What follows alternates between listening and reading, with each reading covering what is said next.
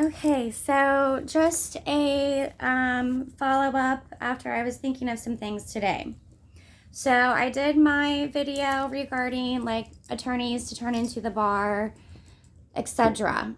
And I have thought more about that. Obviously, Emily has changed my mind about regarding Judy, and so I thought more about that. But I'm glad that I got that story out because at least um, people can see like what I went through and like all these different attorneys that I've had. And honestly, it's not always the attorney's fault, you know? Like, yeah, they can do things wrong, they can be unprofessional or unethical at times.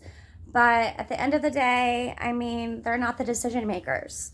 So I am not going to turn in Attorney Galloway or Attorney Monzo into the bar because I realized that Attorney Monzo was trying to help me and do a favor, and he was caught off guard by this trick to get me out of the house, which the trick came from Eric D.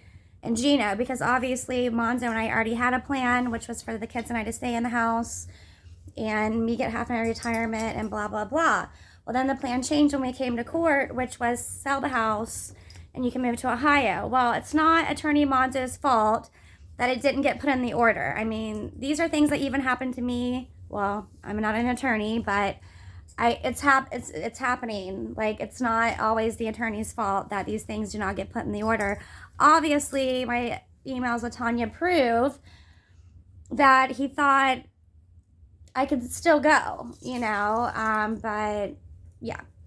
So anyways, and Galloway, I met Attorney Galloway. My dog is biting my ankle. I met oops, sorry, baby. I met Attorney Galloway the day that my grandma died. And I swear my grandma died from all of the stress of me having my charges increased, me and Gino splitting up, and then I all of a sudden have strangulation felony charges put on me. And my grandma died not long after that. And my grandma was my best friend and was the closest person in my entire life. So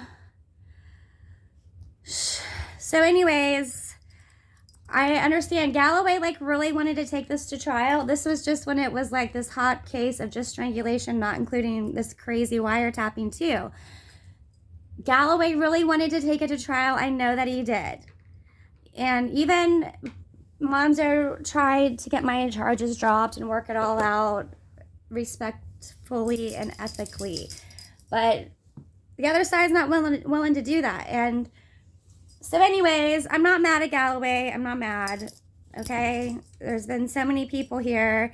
Even Attorney Blaine Jones. Like, I have a little bit of a heart for Attorney Blaine Jones. Even though I was in shock and he told me to lay low while he gets this worked out, and I was basically driving around having a nervous breakdown. So,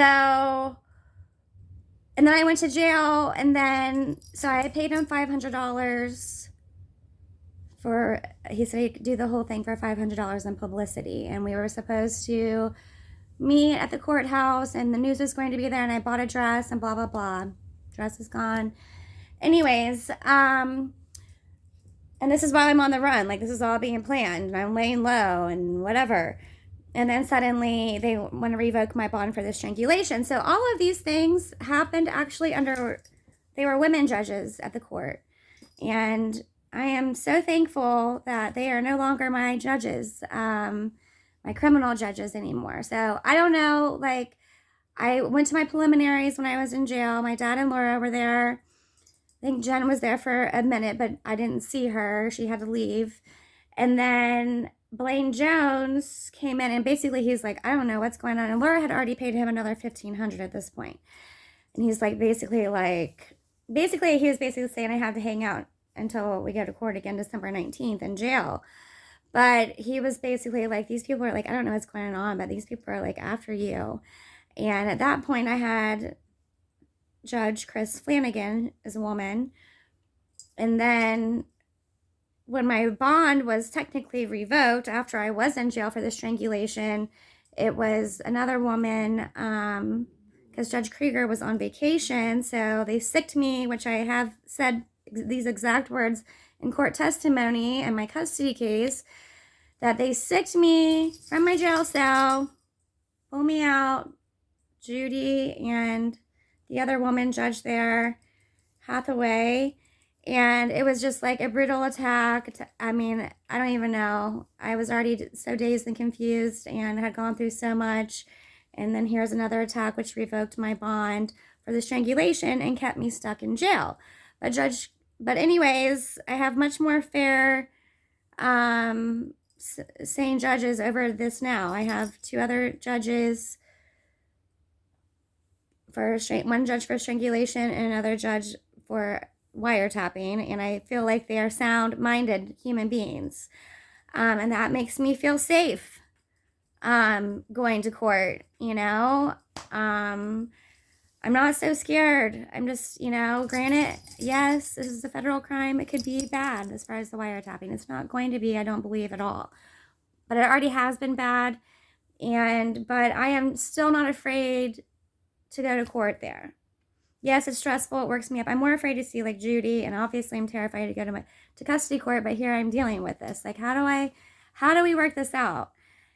I don't know. And I've gotten to know Eric as almost like one of my family members, but it's like he's supposed to be my arch enemy, and then I get forced into situations where it's just like he has been unethical. He has been unethical here. But regardless, I don't blame him either. And I highly doubt anything will come about me turning him into the bar. He has a ton of connections, tons of connections. Aviola law, I heard when I was in jail, is mafia related. And this is the reason why I'm here, is mafia related things. So anyways,